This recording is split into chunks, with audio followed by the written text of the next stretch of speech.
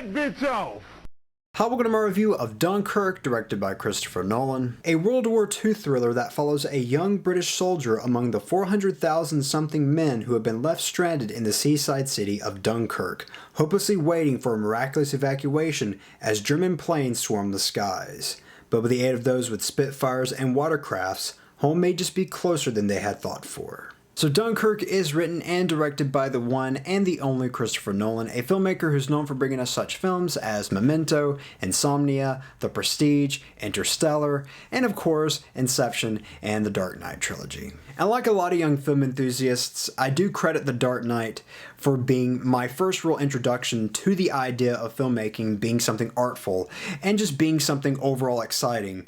And from then on, of course, my enthusiasm has only grown. Though that's not to say that all of his films give just such a grandiose religious experience, but I do think he is one of the best filmmakers of today, and he's definitely in my top 5, not just because of The Dark Knight or Inception, but because of his entire filmography. I think it's just more than solid. It's actually quite great. As for Dunkirk, I was ecstatic to see this thing, not just because of Nolan, not just because it's got my baby Harry Styles in it. Not for real, his solo album is really not that bad. It's got some good tracks on there. But also because of the incredible reviews. It's not only the highest rated film of Nolan's entire career, but one of the highest rated films of all of 2017. As for where I stand, well, I'll say this. There are some movies, really most movies, you go into it, you come out of it, you say it's good, it's not so good, and you move on.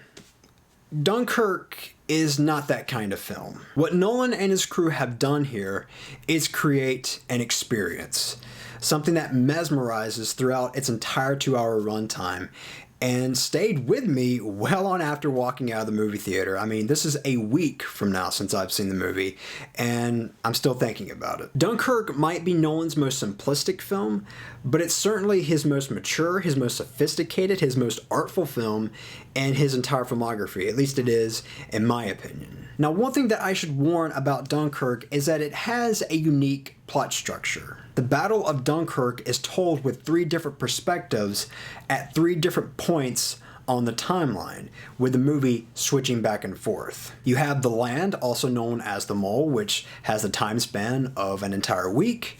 You have the sea, which has the time span of just 1 day, and then you have the air, which has the time span of 1 hour. In other words, the movie plays out of chronological order. It can be a little confusing if you go into the movie like I did, not knowing anything about this, but once I figured it out of what was actually going on, it wasn't so bad. But one thing that is for certain is that the movie does an extraordinary job at placing the audience in the situations that these people are in. There is just this intense, ever-growing sense of tension that lasts throughout the entire movie. I mean, honestly, I can't remember the last time I felt so nervous watching a film. And this feeling is also accredited to the score done by Hans Zimmer, especially for his use of a ticking stopwatch, because when we hear that sound, we think of a bomb's about to go off, or we're thinking of racing against the clock, so that just kind of plays on your nerves a little bit. And the ticking stopwatch, it is of course accompanied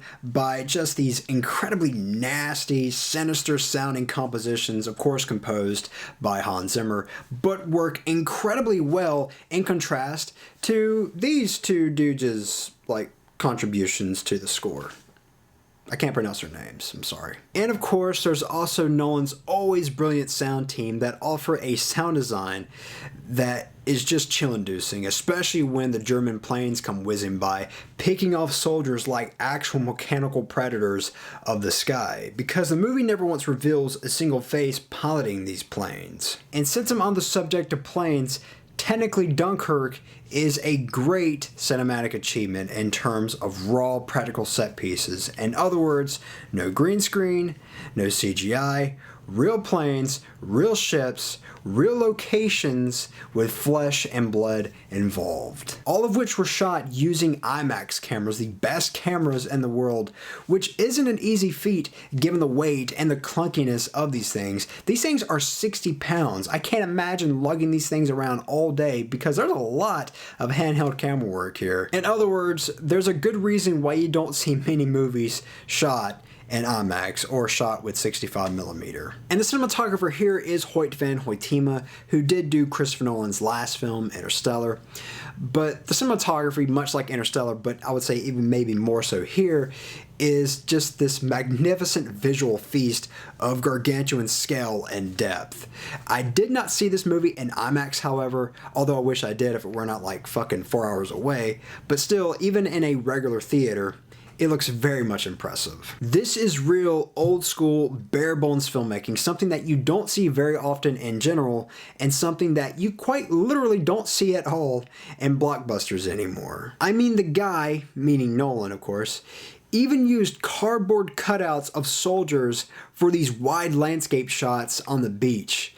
I mean, like, who does that? Now, two big issues that people have been having with this film are the lack of backstories or characterization given to its characters and the script's minimalistic dialogue. Given the fact that this movie begins with the battle and ends with the battle, there really isn't a whole lot of time and suitable places for the soldiers just kind of turn to one another and have generic small talk about their lives back home and who they got back home waiting for them. Instead, we get to know or understand these sets of characters through their actions of bravery, heroism, and angst in the midst of such a non-winnable situation.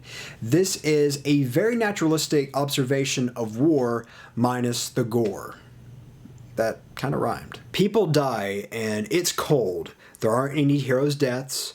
There aren't any last words to their wives, to their girlfriends, to their parents, with scores of cheap sentimentality. These depictions, albeit that they are not based on any specific figures, feel authentic. And these depictions are conveyed with some outstanding performances, some of which include newcomer Fionn Whitehead to Tom Hardy, Kenneth Branagh, Cillian Murphy, and Mark Rylance, who gives a pretty damn emotional performance when the opportunity arises. And of course, as for Harry Styles, he's not in it a ton, but when he's on screen, he's actually really good, although his character is a bit of an ass. Just an FYI. Some people may find this to be surprising, but I was very much moved by Dunkirk. In fact, I haven't felt more emotion towards a film during the entire year. I did care about these people. I did feel involved. I felt like an invisible spectator to what was happening on screen, which was the intent. Overall, Dunkirk is not only a big budget summer blockbuster, it's a film, quite literally a film that thinks you are smart. You are smart enough to follow along with its plot structure. You are smart enough to pick up all the nuances and the characterization and in the performances. It may not have the same type of gory viscera, say, last year's Hacksaw Ridge had, but that's not to say that Dunkirk isn't a visceral experience. With its camera work, sounds, practicality in its production, non-stop feeling of dread and tension throughout, and performances by actors who actually look as if they belong in the time period,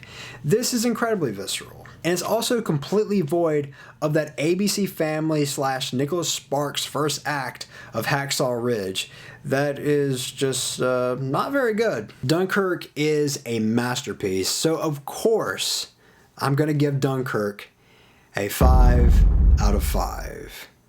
So there you have it, everyone. I absolutely love Dunkirk. I think it's extraordinary. I don't give 5s very often, so do know that. Go see it. Check it out. Form your own opinion. Tell me whether you loved it, whether you hated it, whether you just kind of thought it was okay. Do let me know. And as always, I'm Colin Kirkland, and thank you so much for watching.